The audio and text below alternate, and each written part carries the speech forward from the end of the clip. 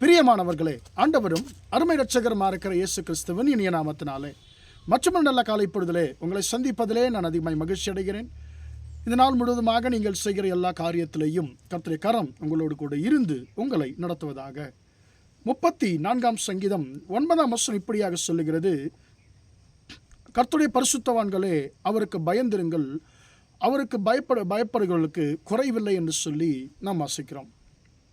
அன்பான தேவனுடைய பிள்ளைகளே, நம்முடைய வாழ்க்கையிலே நாம் கர்த்தருக்கு பயப்படுகிறவர்களாக இருக்க வேண்டும் என்று சொல்லி இந்த வசனம் நம்மோடு கூட பேசுகிறது.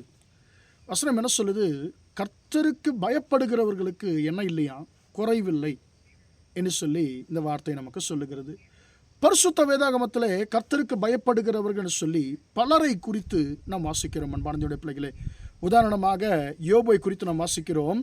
யோபு உத்தமனும் சன்மார்கனும், தேவனுக்கு பயந்து பொல்லாப்புக்கு விலகிறவனாம். தேவனுக்கு பயப்படுகிறவன் என்ன செய்வான்னு சொன்னால், பொல்லாப்புக்கு, பொல்லாத காரியங்களுக்கு, தீமைகளுக்கு, பாவங்களுக்கு தன்னை விலக்கி பாதுகாத்து கொள்ளுவான் என்று சொல்லி யோபுவை குறித்து சொல்லப்பட்ட வசனத்தின் மூலமாக நாம் அறிந்து கொள்ளுகிறோம். அப்போ நம்முடைய வாழ்க்கையிலே தேவ பயம் இருக்கிறதா என்று சொல்லி நாம் எப்படி தெரிந்து கொள்ள முடியும் என்று சொன்னால், ஒரு பாவத்தை, ஒரு பாவ காரியத்தை அல்லது ஒரு தீமையை நாம் எப்பொழுதெல்லாம் எதிர்கொள்ளுகிறோமோ அப்பொழுது ஒரு விதமான பயம் வரும். நான் கர்த்தருடைய பிள்ளை, நான் இதை செய்யக்கூடாது என்று சொல்லி ஒரு பயம் வரும்.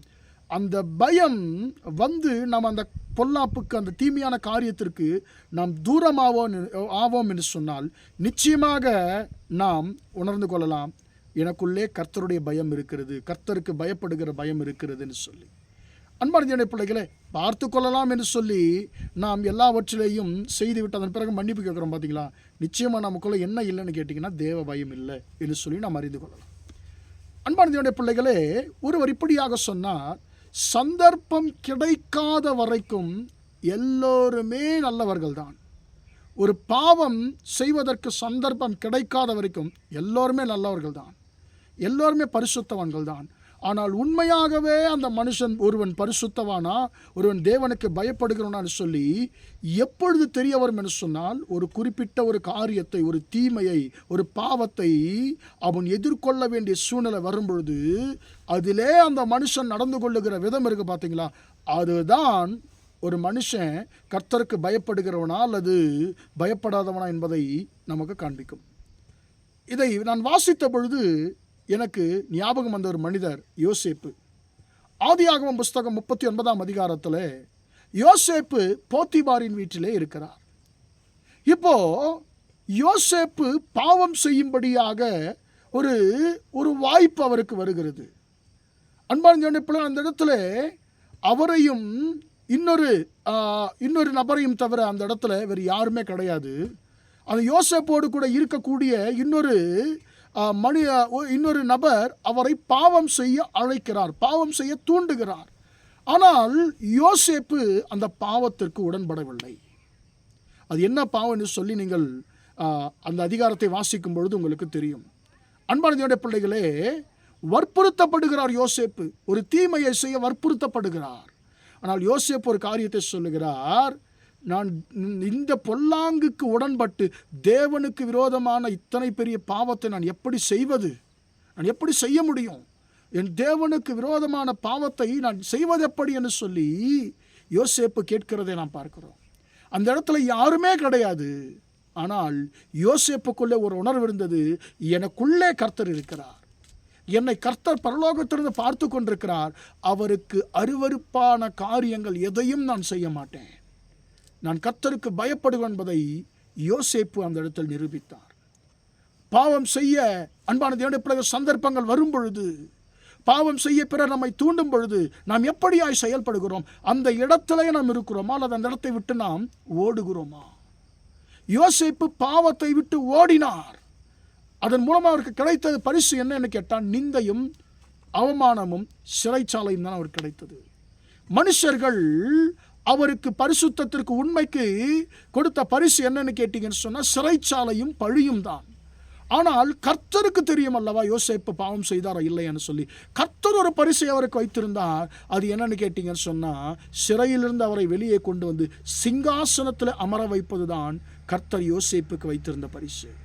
அன்பான தேவனுடைய பிள்ளைகளே, யோசேப்பு மனிதர்களுடைய வார்த்தைக்கு உடன்படவில்லை.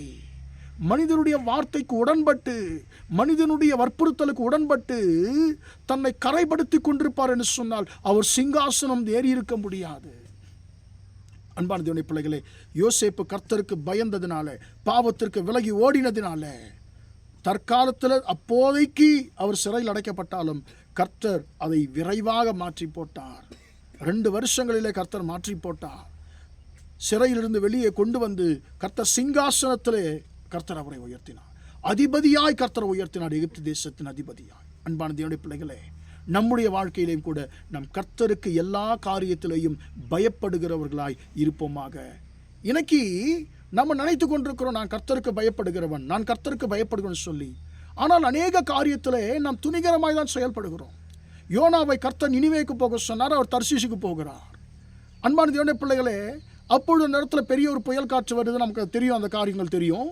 யோனாவை பார்த்து எல்லோரும் கேட்குறாங்க, நீ யார்? சீட்டு போட்டப்போ சீட்டு வந்து இவர் பேர் மேலே விழுந்த உடனே நீ யாருன்னு கேட்டப்போ சொல்கிறான், எபிரேயன், நான் சமுத்திரத்தையும் வானத்தையும் சமுத்திரத்தையும் உண்டாக்கின சேனையில் கர்த்தரிடத்தில் பயபக்தி உள்ளவன் என்று சொல்லுகிறார்.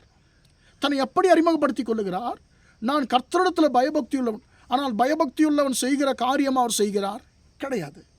துணிகரமாய் கர்த்தர் சொன்னதற்கு விரோதமாய் செயல்படுகிறார். அன்பான தேவனுடைய பிள்ளைகளே, இன்றைக்கு நம்முடைய வாழ்க்கை அப்படி தான் இருக்குது. யோனா மாதிரி நான் கர்த்தருக்கு பயப்படுகிறவன், நான் கர்த்தருக்கு பயப்படுவேன் சொல்லி நம்மை நாம் அழைத்து கொள்ளுகிறோம். ஆனால் அநேக காரியங்களிலே நாம் கர்த்தருக்கு விரோதமாய் துணிகரமான பாவங்களை செய்கிறோம். அப்படி அல்ல, நாம் உண்மையாய் யோனாவை போல அல்ல, யோசேப்பை போல கர்த்தருக்கு பயப்படுகிற ஒரு பயம் நமக்குள்ளே இருக்கும்படியாய் கர்த்தர் கிருபை செய்வாராக. கர்த்தருக்கு பயப்படுகிற மனுஷனுக்கு குறைவில்லை. யோசேப்பு கர்த்தருக்கு பயந்து பாவத்திற்கு விலகினால கர்த்தர் எகிப்தின் அதிபதியாய் யோசேப்பை உயர்த்தினார். சிறுமைப்பட்ட தேசத்தில் கர்த்தர் அவரை உயர்த்தினார். எனவே நாமும் எல்லா காரியத்திலையும் கர்த்தர் என்னை பார்த்து கொண்டிருக்கிறார். எந்த மனுஷனை பார்த்தாலும் பார்க்காவிட்டாலும் கர்த்தர் என்னை பார்த்து கொண்டிருக்கின்ற உணர்வோடு நாம் கர்த்தருக்கு எல்லாவற்றிலையும் பயந்து பொல்லாப்புக்கு விலகுவோமாக. ஜெபிப்போமா? பிதாவே, நன்றியோடு துதிக்கிறோம், ஸ்தோத்திரிக்கிறோம் ஐயா. இம்மட்டுமாக அந்த வார்த்தைகளை கேட்ட உம்முடைய பிள்ளைகளை கர்த்தர் நீர் ஆசீர்வதிக்கும்படியா ஜெபிக்கிறேன்.